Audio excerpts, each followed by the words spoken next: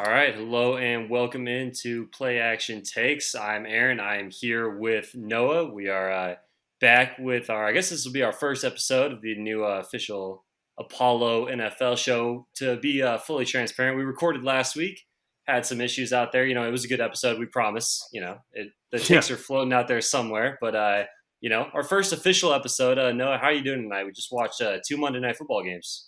Yeah, no, I'm doing good. Watched two Monday Night Football games. Not I wouldn't say they're barn burners by any mean, but there's some really cool stuff going on there in Philadelphia.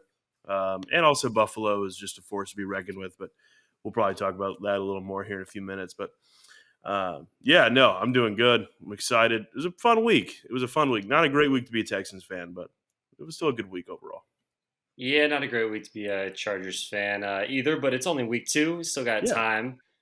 But yeah, I mean, Philly and Buffalo, home openers on a Monday night, those places were fired up, and the teams definitely did Oh not yeah. disappoint. So the Bills and Eagles are looking pretty good to start the year. But I want to go ahead and hop into our first segment, and we're going to go through what would normally be a typical winners and losers, your generic NFL talk, but we're going to spice it up a little, and we're going to call it the Lombardis and the Lins, and that is named after Vince Lombardi, the ultimate NFL winner. He's got the Super Bowl trophy named after him, and Anthony Lynn, who I consider to be the ultimate NFL loser. He was the head coach of my Los Angeles Chargers for a couple years. Didn't go well. I have a strong disliking towards him. It's probably just a little bitterness on my part. I should probably let it go, I but was about hey, to, well, I haven't yet.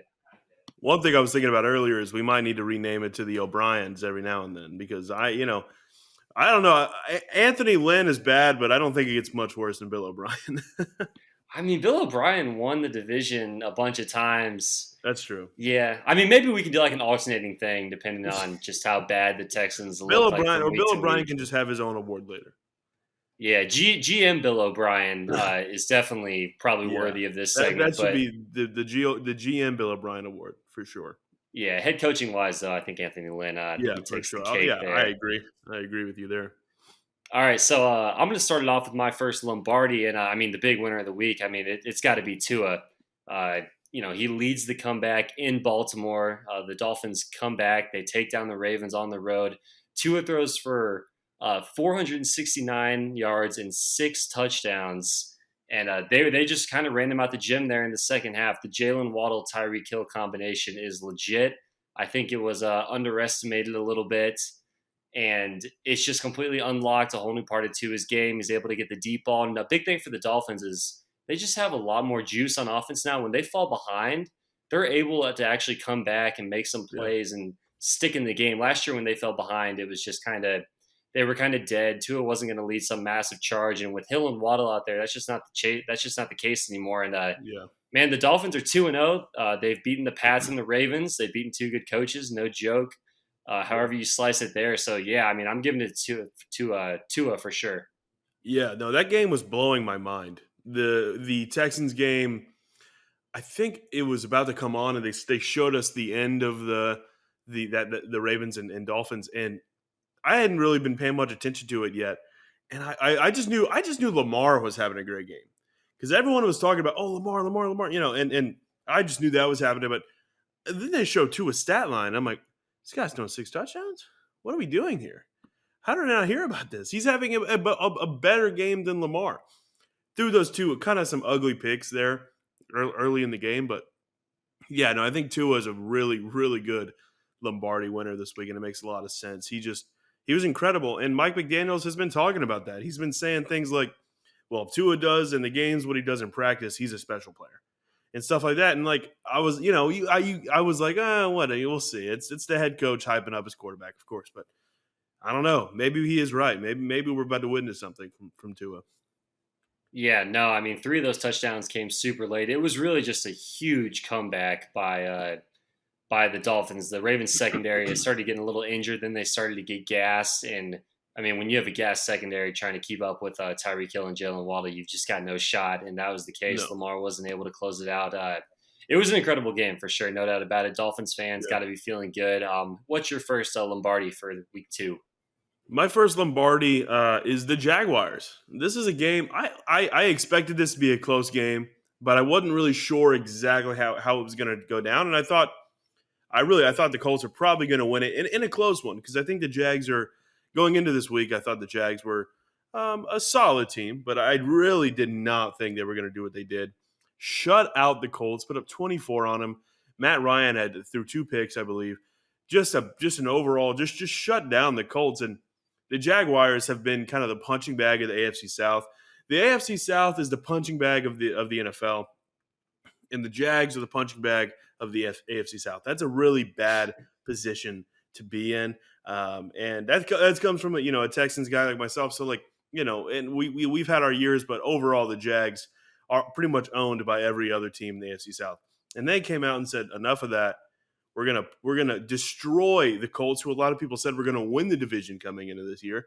Which, by the way, they're awful. They're garbage. It's kind of wild. But yeah, no, I'm hesitantly happy for them because also I'm like, well, don't get too good, don't get too good.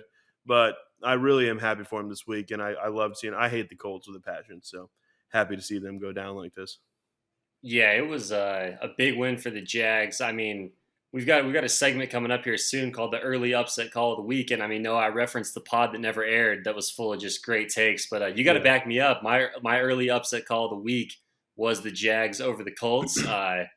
Didn't end up putting my money where my mouth was. Ended up, going with the Bengals. We'll get to that later, but that's another one. Yeah, no, that's true. You had that one. Yeah, that was a fun one. I mean, the AFC South, I mean, after watching the Titans just get destroyed again tonight, and they lost last week to the Giants, and the Colts look like a mess, and the Texans, Davis Mills just isn't all there. I'm starting to think 7 wins could win that division. We could see 7 and 10. I've got another bold take coming up later involving the Jaguars, but that was a big win for them. Trevor Lawrence taking some step forward, so I definitely agree with that one. My first Anthony Lynn, I'm going to the AFC West here, and I am giving the first Anthony Lynn of the pod to the Las Vegas Raiders. Man, they were up 20-0 at half against the Cardinals. The Cardinals straight up were looking like one of maybe the single worst team in the NFL through the first 6 quarters of the year. Yeah. They could get nothing going. They couldn't protect Kyler. They couldn't cover anyone. And the Raiders are at home for their home opener in front of their crowd. The Vegas crowd is going nuts. And then the second half, the offense just completely folds. The defense couldn't get off the field on 4th down. The defense had 5 different chances to close that game out. And every time Kyler would just start running around, he'd get a random 4th down. He'd scramble in on a touchdown. He'd pull a 2-point conversion out of his ass. I mean, it was just unbelievable. Yes, he had a couple of them, but one of them he ran like 85 actual yards to get like the 3-yard 2-point conversion. It was crazy stuff. And then they get to overtime. Hunter Renfrow fumbles twice within a span of 3 plays, I believe. The last one is a walk-off scoop and score for the Cardinals in Vegas. That's an honorable mention for a Lynn this week is Hunter Renfrow. Yeah, no doubt about it. I mean, I'm giving it to the Raiders as a whole, but he can be the one like holding it up on the trophy platform. He's holding the Lynn, Yeah, like this is the team award, but he gets the MVP. Maybe the like the final. It's like the Lynn is the trophy, but the Bill O'Brien can be like the Finals MVP, and we can give that one to Hunter Renfrow because that was a meltdown. Hunter Renfrow gets this week's first O'Brien award. Congratulations! Yeah, there we go. Hunter. Yeah, so he gets the Finals MVP of just the bad award. So, I mean, the Raiders, they're 0-2. That's a tough hole to dig out of in the AFC. But, they might have the talent to do it, but it's not a good start there for Vegas. I expected so much more. From the Raiders, and I'm bummed to see this. I've never fully bought into Derek Carr. I've never fully bought in. I've acknowledged that he's talented. But I thought this was going to be the year where I was like, oh, Derek Carr is the guy. He's good. He's really good.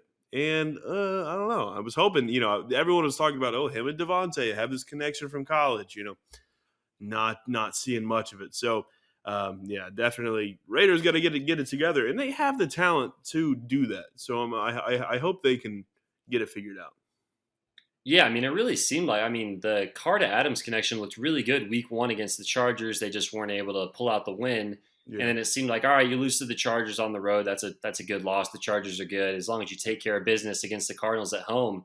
And they were well on their way to doing that and then just could not close the door. So all of a sudden you're 0-2. But things change quickly in the NFL, so still got a Yeah. long way to go.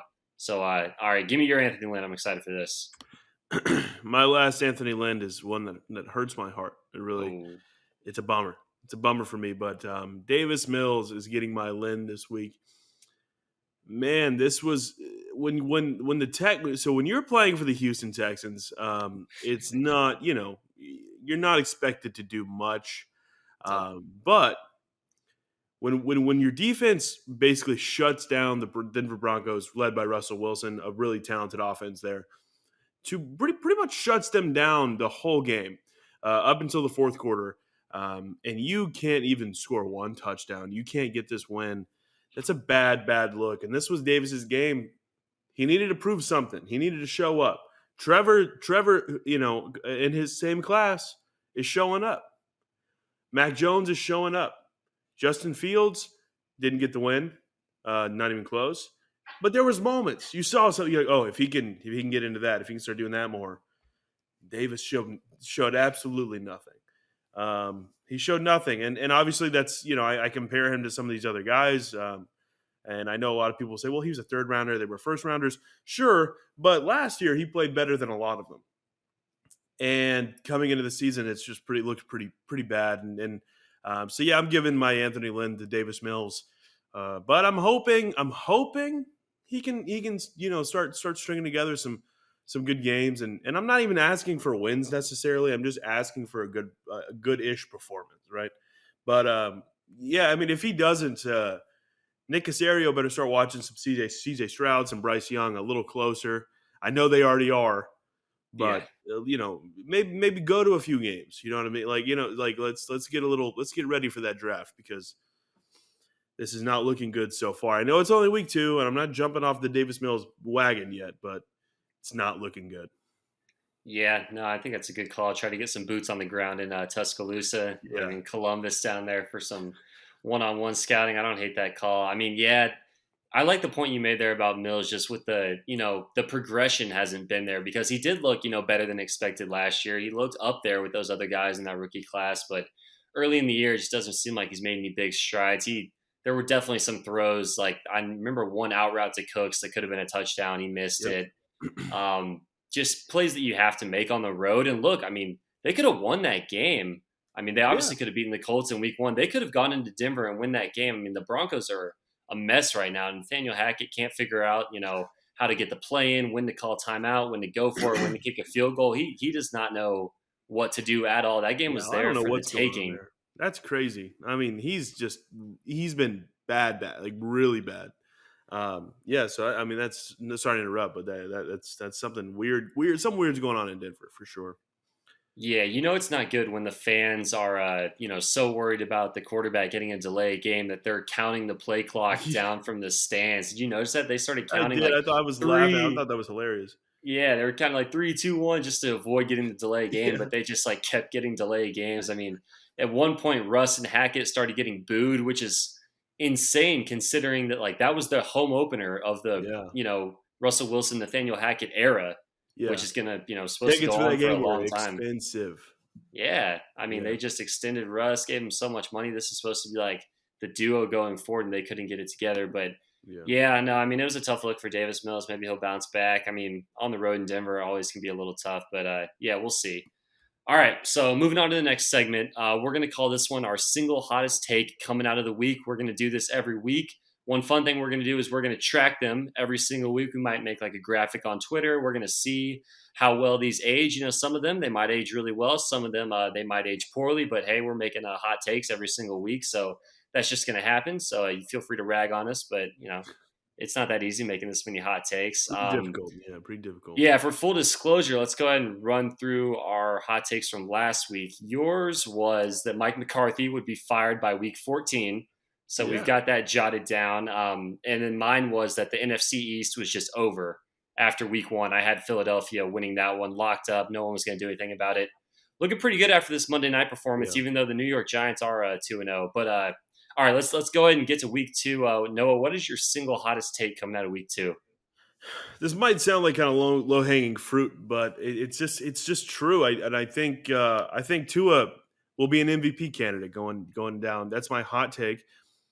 Just an incredible performance. We already talked about it a little bit, but just looked amazing out there. And like, totally not what I expected. I honestly have been somebody who I'm like, I haven't really bought into Tua at all. I'm like, I've always kind of compared him to Herbert, and you're like, because obviously it was like Tua or Herbert, who's going to be taken first, who's going to be better, and obviously Herbert, as you know, has Yeah, been yeah. great, has been amazing, and I would do a lot of things to have him on my football team. But Tua has just been a guy that hasn't got the respect, and because he hadn't really done much. I mean, he'd done a little bit. He hadn't been terrible, but he just hadn't been great for somebody taken before Justin Herbert. But wow, if this is what he's capable of and continues to do, even close to that on a regular basis, yeah, no, for sure, an MVP candidate down at the end of this year. Yeah, I don't hate that one. I mean, I don't really think it's going to come true, but I really don't hate it as a hot take Yeah, because he's looking pretty good considering this is a brand new offense. I mean, they brought in a new head coach who is installing a brand new offense. A lot of new offensive linemen. They've got some new wide receivers. So he's undergoing a lot of change in that offense and just on that team in general, and he's picking it up really quickly. He's starting to gel with Tyreek Hill. He had that connection from Waddle last year, and he's starting to look really good. As far as his path to winning MVP, if they were to somehow like compete with the Bills to actually like give the Bills a run for their money in that division, that's how you make a statement for MVP. If the team is up there with a similar record as the Bills, pushing them for an AFC East title, that's the path. I mean, it's certainly a hot take. We got a long way to go, but yeah, I mean, I don't hate it. He's got the weapons, and I could yeah, see the narrative developing if the Dolphins were to prove like they were actually for real. So yeah. by the way, we've got the Bills and the Dolphins next week, so Whew, that'll be a fun one it's gonna be a fun game. down in Miami. So my single hottest take coming out of this week, it was a little hotter before the Titans just got absolutely destroyed on Monday Night Yeah, Football, but I think the Jags are going to win the AFC South. And I mean, you just mentioned how they've been the punching bag of the punching bag division for all these years, and they absolutely have been. The Urban Meyer year just like was an absolute disaster last year, just a complete and utter joke. But I'm just looking around at the rest of that division. I said I think 7-10 might win that division. yeah, I think the Jags might be the most likely team to win 7 games. I think they can easily pick up some division wins. They blasted the Colts this past week. And then on top of that, they do get the fourth place schedule. So as far as the out of division games go, the Jags do have the easiest out of division schedule. yeah, The Colts have been really disappointing. If Michael Pittman Jr. has to miss any extended period of time at all, I'm really worried about that offense and that receiving core around Matt Ryan. I'm just out on the Titans. The Texans, I think they'll have their moments, but I think the Jags are kind of the most well-rounded team. They might even have the most talent. I mean, the Colts probably yeah. still have the most talent, like week in and week out, but I like what Doug Peterson is doing down there in Jacksonville, and I think they're going to be my pick to win the AFC South. Yeah, no, I could see that for sure. I could I totally agree. And I think you're right. I think they probably are the most well-rounded team, which is like just an insane Yeah. even thing to say after last year. But Doug Peterson, I think that's a great hire. I think that's a great hire as head coach. I think Trevor's looking good. I think you're right. I think James Robinson is and Travis Etienne are both great. I mean, James Robinson is having a pretty solid season. He's my fantasy running back now. I picked him up on waivers. Thank you, thank you. There you go. They got some guys over there. So I don't think that's I don't think that's a bad take at all. I think that actually is almost likely, as especially after that Titans game. Yeah, I'm going to be interested to check the division odds when they get posted tomorrow to see like what the actual betting odds are in that division. I would guess the Colts would still be slight favorites to win the division, Yeah, like on probably. by Vegas, but I don't think Jacksonville is going to be very far behind. So that'll be interesting to Yeah. track going forward for sure. All right, so we're going to jot those down on the hot take list. Yeah. See how those play out. We'll be Also, back a next week. wild card is Malik Willis played a little bit tonight. I could see maybe throw this to the hot takes. I could see Malik Willis starting in Tennessee by like week 5 or 6. I actually like that a lot. I was thinking just as I was watching the game tonight, just when Tannehill was on like pick number 3, I was just Bad. thinking he might just be broken. I mean that playoff loss to Cincinnati last year was like an all-time bad playoff performance by Tannehill, and Yeah. it might have just carried over into this Yeah. year. No AJ Brown, the offensive line is worse. It does not look good for Ryan Tannehill down there in Tennessee. Yeah. Not at all. All right, so moving on, our next segment, we're going to do rapid fire awards. These aren't going to be your typical awards, but you guys will get the gist of it here as we go. I'm going to go ahead and hop in with my first one. The Choke of the Year So Far award. I'm giving that to the Cleveland Browns. I mean, no, I'm going to paint a picture here for you. I don't know if you were able to fully be locked in on the Browns Jets debacle that was a football game, but Yeah. look, the year is 2022. You're at home against Joe Flacco and the New York Jets. You are leading the game 30-17 at the 2-minute warning. And then in the blink of an eye, you allow a wide open 66-yard touchdown pass from Joe Flacco. You give up an onside kick, and then Joe Flacco marches down the field again and scores a game-winning touchdown, throws it to Garrett Wilson, who had a big day. The Browns, I mean, Nick Chubb ran into the end zone to put him up by 13 at the 2-minute warning. He Yeah. could have just fallen on the ground, and they basically could have taken a knee like 3 times and then kicked a field goal to go up by like 10 or 11 points with, I think, like 30 seconds left. But he ended up Yeah. scoring, which everyone thought it was fine. Cade York misses the PAT. Everyone thought that was fine. Yeah. It was not fine. No. No. I mean, Yeah. just an No, I absolute remember watching fool. the highlights right after, and they showed that missed PAT, and I was like, I bet you in that guy's head right now, he's like, it's okay. It's fine. It's no big deal. It was a big deal. It was absolutely horrible. The defense was the worst part about it, and then you give up the onside kick recovery. But yeah, I mean, Choke of the Year So Far award. Congratulations, Cleveland Yeah. Browns. That one is all Good yours. thing I don't have any sympathy for that organization or fan base or anything. So sorry, guys, but not actually. Um, my award is going to be the Aaron Judge Award. Now, to preface this, if if you don't pay attention to baseball, Aaron Judge is a baseball player for the New York Yankees, really good ball player. This season, this past offseason, he turned down a pretty good contract from the New York Yankees, saying, "No, I want more money, and I'm going to stop negotiations because I'm going to go show you why I deserve more money."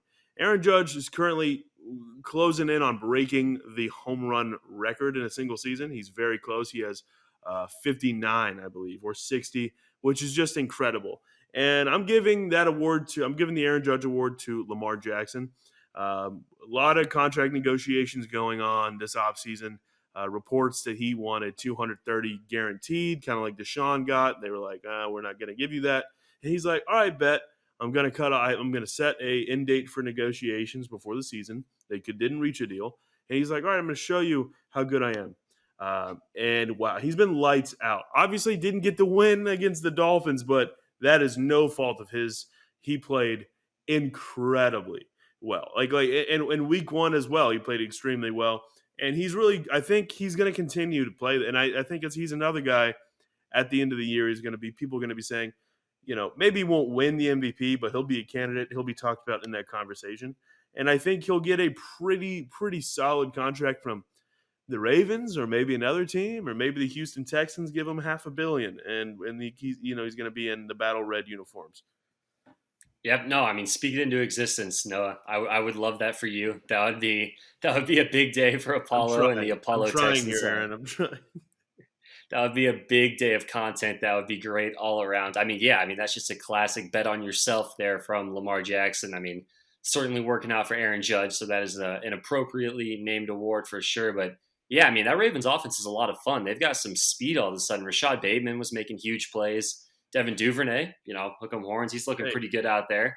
So it's been a good year for Lamar. I'm excited to watch that offense as the year goes on. All right, I'm going to throw in one more bonus award before we move on, and that is going to be the first team to cost me a lot of money this year award. Congratulations to the Cincinnati Bengals. I had you tied into my main teaser of the week, Moneyline Parlay, that all the other legs hit besides, you guessed it, the Cincinnati Bengals. Joe Burrow, I just want to fill you in on something. Your offensive line is not that good, so throw the ball.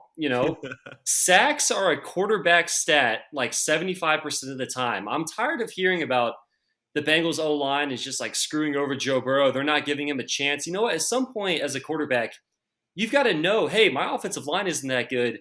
maybe I should get rid of the ball, have some Yeah, wherewithal. I mean, Joe Burrow's like his best quality, his worst quality is like his toughness and his ability to make big plays because he's willing to hang in there and take big hits, and he's willing to wait out, and wait for his one of his guys to get open down the field and make that big play. And when the protection holds up and Jamar Chase is able to get open, it looks sick because he's throwing a 60-yard bomb down the field as he's getting hit, and it looks like an awesome play. But the 80% of the time that is not happening, he's just taking sacks and it's completely like taking them out of drives. I mean, I put him in all these bets against Cooper yeah, Rush. We thought the Cowboys were dead. We were dunking on him in the pod that's floating around in the yeah. clouds. It was the freaking That was Bengals. interesting. Yeah, congratulations! You're the first team to make me want to throw a remote at my television. Yeah, I mean Which I had you're something owing. similar to add to that. I'll do that. I'll give an award out to somebody who busted my 5 leg NFL/MLB parlay that I hit on everything else except for what I went when I placed the bet. I went with, well, this one's the lock. Yep. I needed Kirk Cousins to throw a touchdown to Justin Jefferson tonight, and wow, Kirk, wow, you didn't not only he didn't only not throw it to Justin Jefferson, he played like dog shit. 3 interceptions against a good Eagles team. Like I'll say, obviously they're good. Wow. And also, there's a big pick there at the end of the game, puts him in the red zone. I'm like, okay, this is my time where you just hit Justin Jefferson for some like garbage time points. What does he do? Yep. Back corner of the end zone fade to Justin Jefferson is underthrown to Darius Slay and thrown and intercepted for his third pick of the night. And Darius Slay at 2. Thank you, Kirk. I don't know what was going on with Kirk Cousins and Darius Slay there, but you mentioned that Darius Slay had 2 interceptions. He could have had five. I Yeah, mean, Darius Slay got like 7 targets in this game. Targets are a wide receiver stat. yeah. It's not a defensive back stat, but No, Kirk Cousins no. was peppering Darius Slay with targets. I was legitimately convinced that he thought he played for the Vikings because Yeah. that was unbelievable. Yeah, that's a tough beat. I also would have thought that Justin Jefferson would have found the end zone tonight, but You'd you know think, what? but The house has to win sometimes. So absolutely. good for Vegas, I guess. All right, so moving on to week 3. This is an 18-week season. That's my favorite part about the NFL. I'm through 2 weeks. I've got all these takes. I got all these emotions. I've had some nice wins, some nice losses, but it's week 3. We got so many Yeah. more of these weeks to go. But all right, let's get back to it with the early upset call. Like I mentioned, I hit mine last week. Noah, we're not gonna, you didn't give out an early upset call last week, so you Yeah. definitely didn't mention like the No. Bears taking down the Packers at Lambeau. No, So no, this no. is going to be your first one of the year. Yeah. What's your first pick for the early upset call? I never underestimated Aaron Rodgers at all, and I thought they were gonna. I'm not shocked by it all, and I didn't even mention Justin Fields being good at all. Nope. But this week, I might be backing myself into another one of these. Aaron, I got the Jets beating the Bengals. I think the Bengals have just looked Yes. pretty terrible. I mean, overall, I mean, not terrible, but just damn. And I think Joe Cool. Look, there's a history, right, of cool quarterbacks named Joe. Joe Namath was a cool guy. All right, I guess I don't know much about him, but he seemed like he wears a big coat. Whatever, he was cool. I saw him at the Super Bowl like 50, but also I don't know about his past. Um, and Joe Burrow is currently the cool guy quarterback, but Joe Flacco, Joe Cool, is the man, and he's going to show Joe, hey, buddy, my time's still here. I still got a few tricks left, and I'm about to. He's going to show him, and I think Garrett Wilson and Joe Flacco have a cool little connection going right now. And yeah, I think the Jets pull out a win, and then the Bengals get really mad about being 0-3, and then they go. Then they take off. They're going to pull like a 2018 Texans, if you remember that. The Texans started 0-3, and then they went on a nine-game win streak. I promise I don't make everything about the Texans, just like 80% of it. But yeah, I think the Bengals. I don't think the Bengals go down, but I think it's possible. Yeah, no, I like that early upset call. I would certainly love for the Jets to just stick it to the Bengals once again after the Bengals cost me all this money. I like the Joe Flacco point. Look, I mean, Joe Flacco, Joe Burrow is like the king of the it factor. That's what I call him. Everyone always just lauding all this random stuff on Joe Burrow, the intangibles, all the stuff you can't see on the field. They're just ignoring that he takes a bunch of sacks and low key has a noodle arm. But that's not for me to say. It's whatever. But Joe Flacco, he was the original dog in him meme. If that meme was around before, like Yeah. back when Joe Flacco was an actual Oh, quarterback, he would Joe have had it all Flacco the in the time. playoffs is money. There you go. Money. All right, so mine real quick here. It's not as big of an upset call, so you definitely get more credit than I do for this one. But I do think the 49ers are going to go into Denver and beat Russell Wilson on the road on Sunday Night Football next week. I think that'll be a really fun game. I mean, we didn't mention it yet, but Trey Lance, he's out for the year. He broke his ankle. That is just really such a bummer. I was really excited to watch Trey Lance this year. I think Me a too. lot of people were, but injuries happen. This is the NFL, and man, I mean, a lot of people were giving the 49ers crap for keeping Jimmy around. And next thing you know, Trey Lance goes down, breaks his ankle, and the 49ers, they have Jimmy G. And we know Jimmy G can take them to the NFC title game, can take them to the Super Bowl. So they're going to have a shot to be right back there again. And I think it starts next week in Denver. And I think they're able to pull off the upset. I think they're just a better team than the Broncos right now.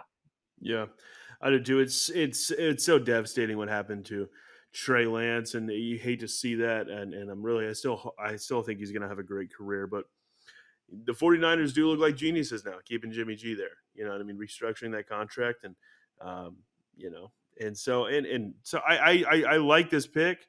Also, it's just Denver just doesn't seem to have it right now, Not yet. not at Yeah. all. And I like the Niners, and I think Jimmy. I think Jimmy's a good quarterback, and he deserves to be starting in this league somewhere. I really just felt very weird about this whole Trey and Jimmy thing, and just them just ditching Jimmy. I just thought that was weird. Jimmy went to Lambeau this past playoffs and won, and that's hard to do, and Yep. you don't just move past that guy. You know what I mean? So I didn't know where Jimmy was going to play, but and it sucks that it's under these circumstances. But I'm happy to see him starting. Yeah, no, I mean, you can say what you want about Jimmy, but I mean, he wins football games. That's just Yeah, what he does, absolutely. So it'll be interesting to see if he keeps it up. All right, sticking to the week 3 team. Just want to give out a quick narrative watch. I'm a big narrative guy, so I love always looking for the storylines heading into the following week, the upcoming week. Noah, this one is right up your alley. I'm going to throw up the alley oop. Lovey Smith revenge game. That's my narrative this week. We got the Texans and the Bears going at it. Yeah. No. Nope, No. revenge. No, I don't. I don't think so. I was, I didn't even think about that until earlier today, and then I was like, oh, that's true. I guess that is kind of an important game for Lovey. Lovey's not the type of guy to want a revenge game. He's going to go in there Yeah. and shake hands and be like, "Thank you." Oh, I love Chicago, whatever. But also, I don't think the Texans pull out the win here unless the defense shows up like they have the last couple of weeks. But we have to have some sort of offense, and I don't know if that's going to happen. But maybe though, hey, maybe Lovey pulls out all the stops. Maybe Lovey is a revenge guy, and I just don't see it in him. But I hope you're right. I hope he comes in and gets that win and gets that revenge. Yeah, no, I think it'll be interesting. This one, I'm pretty out on the Bears. I still think this game might have some Bryce Young draft implications. Oh yeah, This one might have some number 1, number 2 overall pick implications when it comes yeah, down to it. So it'll be interesting. All right, you got any narratives or any games you're excited for in week 3? yeah. Everyone says let Russ cook, right? Let's let Russ cook. Is Russ cooked? Did Russ get cooked? Is Russ now cooked? I don't know. I was saying it last year, like it was a big pickup, but he doesn't really run anymore. And when Yeah, you get a quarterback that is short, they don't like to throw over the middle of the field. Russ has never been effective over in the middle of the field, but he's been yeah, okay because he's been able to scramble, get outside the pocket, make big plays down the field. If he's lost a step and he's not as athletic anymore and he can't get out the pocket, he can't scramble, pick up yards with his legs, extend plays, get those big chunk plays down the field, he's just not going to be a good pure pocket passer because that's just not who he is. He never has been. So yeah, let Russ cook. I don't know. Maybe we should hire Russ a chef because it's just not working anymore. I don't know. We'll see. We'll see. yeah. I look. This is a narrative that I think could Yeah. start, you know, gaining momentum. I don't personally think Russ is cooked. I'm not going to say that yet. Look, if you're playing the Houston Texans, and no shade to my team, but we're not good. We're not good, and you can't you play the way he did. And then, look, it might be Nathaniel Hackett, it might be this, might be that, but it's not looking good for Russ. So I don't know if he's cooked, but I definitely don't like what I'm seeing from him. I expected a lot more. Yeah, no, I mean it's a fun narrative to keep track of. I mean, if you're getting booed in your first home game after you sign like a 5-year contract extension, things can get dicey pretty quickly if you're not Yeah, competing for division titles and playoff spots there in Denver. So, yeah. all right, last thing here, the game I'm most excited for. We already mentioned it. It was kind of close between the Packers and the Buccaneers, but I mean, we've seen Packers Buccaneers a couple times. I am more excited for Bills Dolphins. The Bills look like an absolute juggernaut. They're a wagon. I mean, the Bills look legit.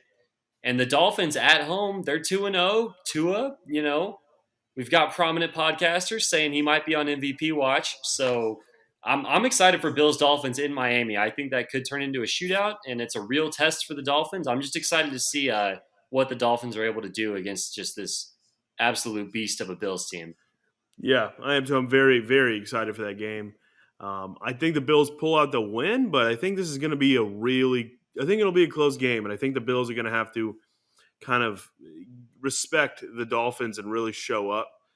Because if they show up thinking like, oh, we're the shit after this game that they just beat the hell out of the Titans, they're not going to be ready for this Bills team. You know what I mean? So, but Yeah. all right, yeah. My games to be excited about is Rams Cardinals. These are two teams so the Rams have looked good. Obviously, they're coming off a Super Bowl, of course. Matt Stafford had 2 interceptions last week. And also week one, I think he threw one or two. I don't remember exactly, Aaron, if you remember. I think, but I think he threw 3 picks against the Bills. I think he did Yeah. too. That's what I was gonna say, but I was like, no way, right? Like I have to be Yeah. remembering that wrong. But exactly, like he's not. Look, and he's playing fine. Him and Cooper Cup have this crazy thing going on, and it's really fun to watch.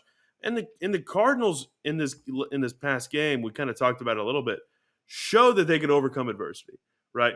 Kyler's got this weird little dog in him. He runs around when he's running and like you said, 85 yards. He looks like a little kid who's like running away from his parents. He's like running around just trying to figure anything out, trying to get there. And I love that kind of play. And I've kind of was low on Kyler coming into the season. But if he's kind of doing stuff like that week in and week out, I think it's going to be really exciting to watch. And I think this game is going to be a really good test to see where this Cardinals team is at. And obviously, they don't have DeAndre Hopkins. So if they can start stringing together some wins and then week 7 comes around and they get DeAndre back, that's a huge, huge, huge win for the Cardinals. Man, you just gave the perfect description of Kyler Murray. You just said he's got that weird dog in him, which is just like Yeah. such a perfect way to describe it. Because you've got like Joe Burrow, Justin Herbert, Patrick Mahomes, like, oh, they got that dog in him. But then you got Kyler Murray, who like equally has that dog in him, and like he'll be scrambling around, he'll make a lot of plays. He's just a weird dude, though. It's just like it's a weird dog. He doesn't like to play with the other dogs. He's just kind of off on his own at the dog park, not mingling with the other dogs, not getting along well with them. But like when push comes to shove, he'll get the job done. So yeah. I like that slogan for Kyler. He's got that weird dog in him. I like I like that. All right, well, I think that's going to do it for this, first/second episode of Play Action Takes. We're going to be coming at you guys every Monday night for hopefully the rest of the year. That's the plan. But I had a lot of fun talking about some football this week. I'm excited to watch football all week long and then do it again next week. Absolutely, Aaron. This was fun, and I'm excited to do this. And you know what? Maybe one day this episode is floating around in the clouds. We'll drop it, but I just didn't want it to be the first one that comes out because we had some difficulties. But overall, it's still a pretty fun show, and you can hear some of my takes that maybe I've maybe denied, but we'll see if they're true if it ever comes out. Yeah, maybe we'll get that plot out there one day. Maybe we can drop these back to back. Who knows what we'll do? But regardless, everyone, thank you guys for listening. Feel free to subscribe. Check out all the stuff going on at Apollo on the YouTube channel, on the website. We got blogs, we got videos, all the Twitter content. So check out all the different Apollo pages. Like and subscribe. And most importantly, just enjoy watching football. And we'll see you guys next week.